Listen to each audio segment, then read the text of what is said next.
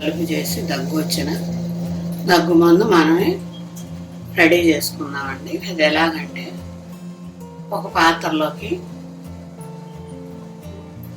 మంచినీళ్ళు తీసుకుని దానిలో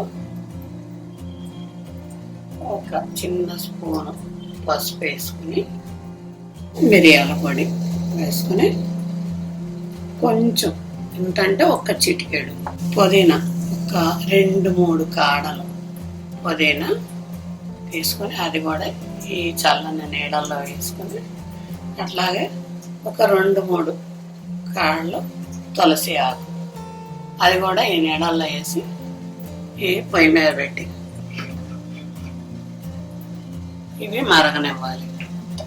పొంగు వస్తే అప్పుడు ఇవన్నీ దానిలో, ఆ తర్వాత ఇవి